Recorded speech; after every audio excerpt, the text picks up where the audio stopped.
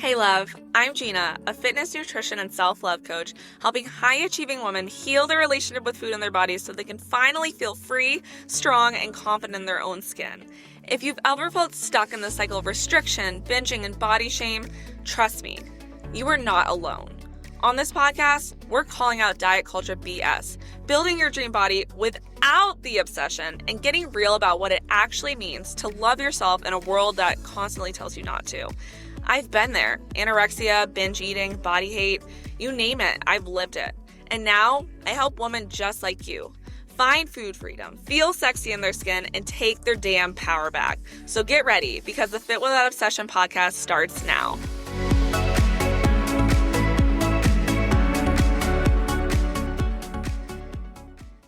There was a time that I truly believed if I didn't track every single little bite I had, I would literally gain weight overnight.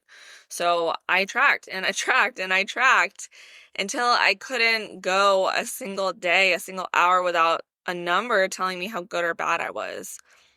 But here's the truth I had to face. What started as a tool quickly became a cage for me. And today we're really going to talk about calorie counting and whether it's helping you or hurting you, because it's not black and white. I definitely don't think it is. I actually think it can have positive effects to it. I definitely utilize it with some clients still now. I have periods of time where maybe I might lean more into it. But if you've ever asked yourself, am I being responsible or just disordered again? This episode is for you. And I want to go into why this feels so confusing. And it's really because tracking is marketed as this neutral tool. But the intent and the impact matter more than the action of doing it. It can feel empowering when you utilize it, or obsessive depending on your history or your mindset or your goals. We're told tracking equals discipline, control, and results, but no one tells us when to stop tracking or how to know when it's really no longer helping or serving you. And for those that have a history of food obsession or disordered patterns, even having awareness around food can trigger spiraling thoughts. And for me, it did start as awareness, but eventually, the more and more I tracked, the more and more I utilized it as a tool, I couldn't unsee the numbers and I couldn't stop chasing smaller or wanting to have less when I first started using it. And I told myself it was just to learn.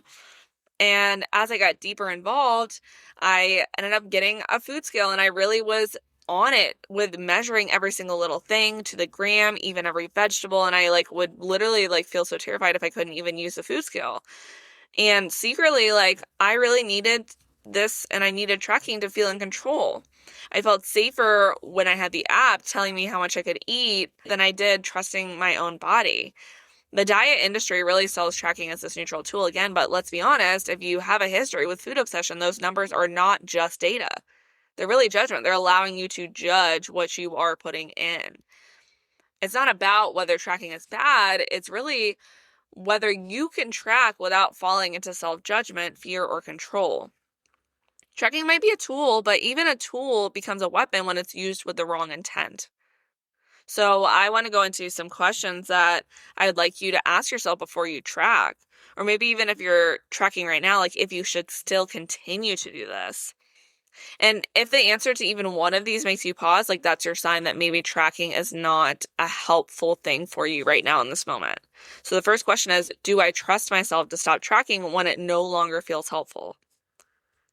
Second question is, and again, I want you to pause this recording if you need to actually journal, sit, and ponder these things. But second question is, will I still eat if I'm hungry, even when I've hit my calorie limit?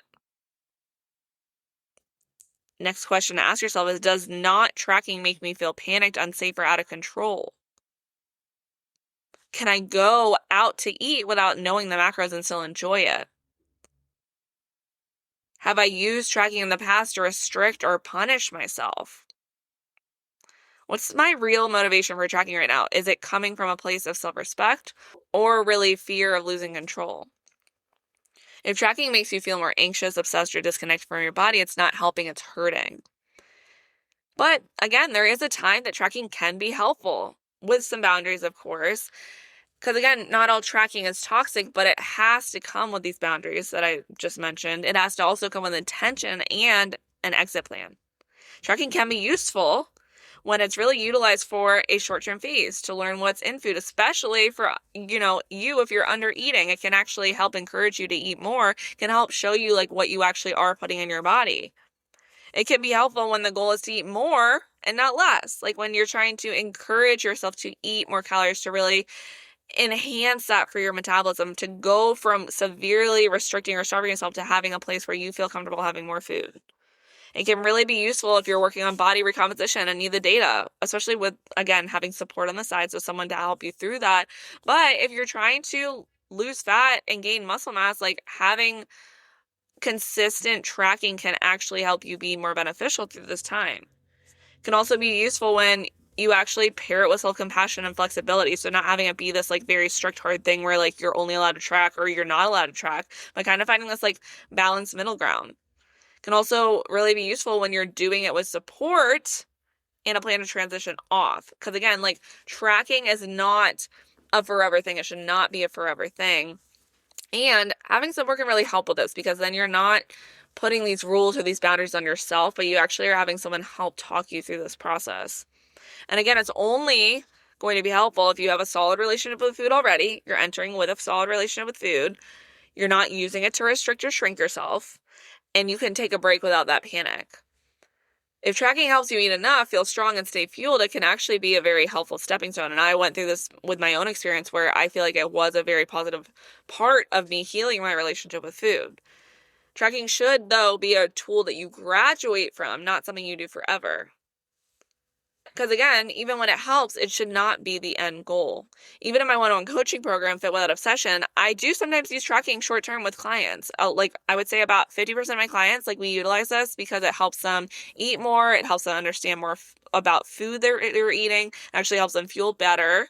But it's always with the goal of letting it go. Because your ultimate goal isn't to eat perfectly. It's actually to eat peacefully. And the real end goal is intuitive eating. And I want to clear this up because I think intuitive eating sometimes gets a bad rep, and it's not actually just eating whatever you want. Some people think like intuitive eating is literally just like eating what you want, having all the cookies 24 hours of the day and like whenever you want and with no structure. But really intuitive eating is actually reconnecting to your hunger, your fullness, and your body cues. And it's without having guilt, rules, or obsession. So it's being able to order fries because you want them, not restrict them because they weren't put in MyFitnessPal. It's really knowing how to build balanced meals without spiraling, even if it's not perfect. Intuitive eating is eating enough to feel strong, energized, satisfied, not small, hungry, and in control. And again, like even when we eat intuitively, it's choosing to maybe eat foods that are quote unquote more health foods because you actually are craving those nutrients. You know that it's going to make you feel good to have that balanced day. Intuitive eating is not chaos. It's really coming home to yourself. Now I really want to dive into when tracking can become a gateway to disordered behavior and what we really want to look out for.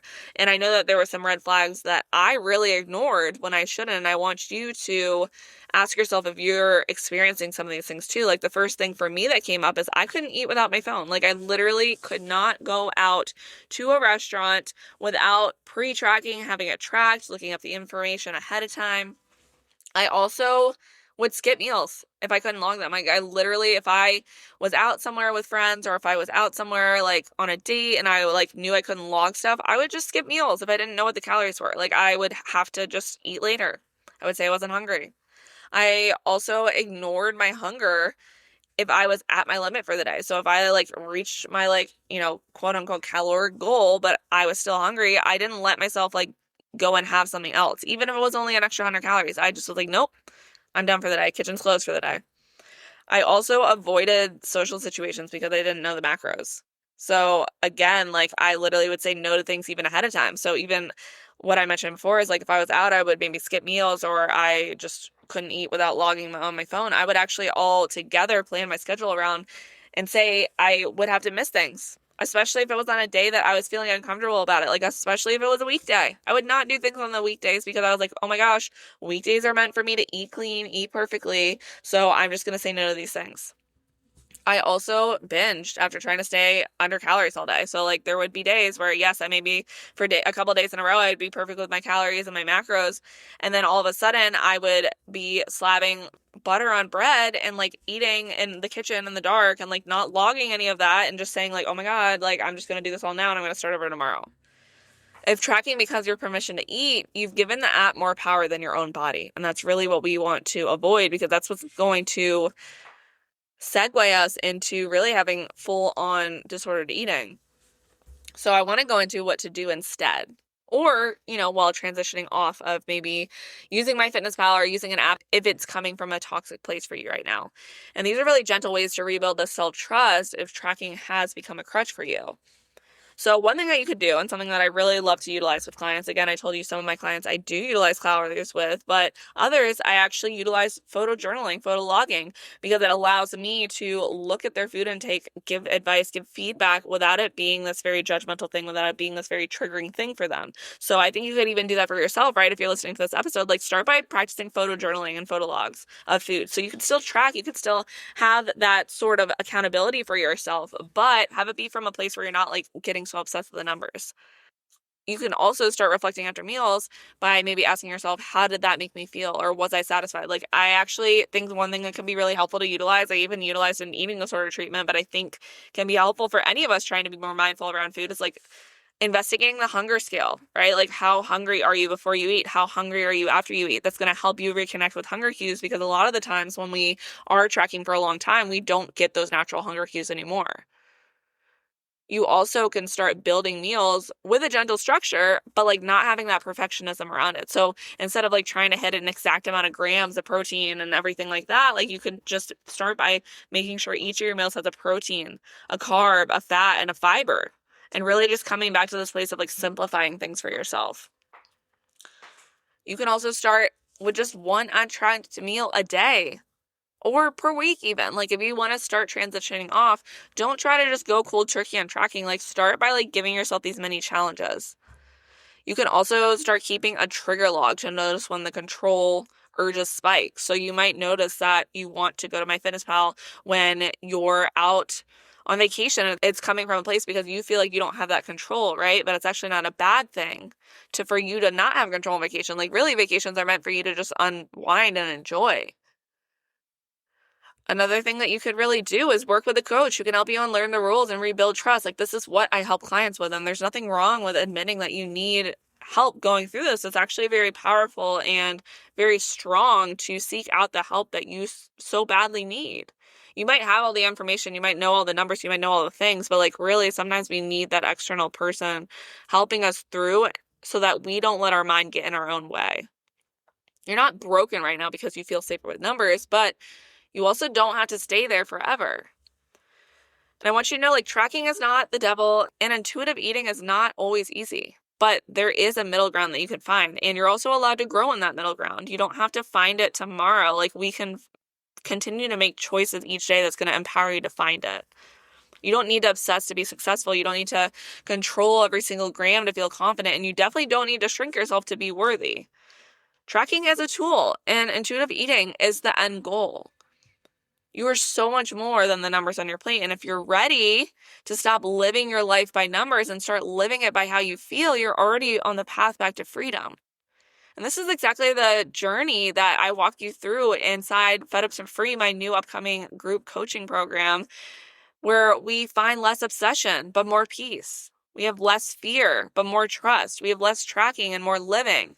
And whether you're still tracking or afraid to stop, you're not too far gone. You're honestly ready right now. Thank you so much for tuning into the Fit Without Obsession podcast.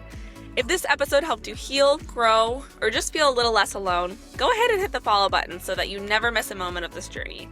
And if you loved it, share it on your stories and tag me at @thefitbean_. I seriously love seeing what resonates. Sharing this podcast helps more women step out of obsession and into their power. And that ripple effect starts with you. And if you're ready for deeper support, check the show notes for ways that we can work together. Just remember, eat the pasta, wear the shorts, and love the hell out of your life. You deserve it always. Talk soon.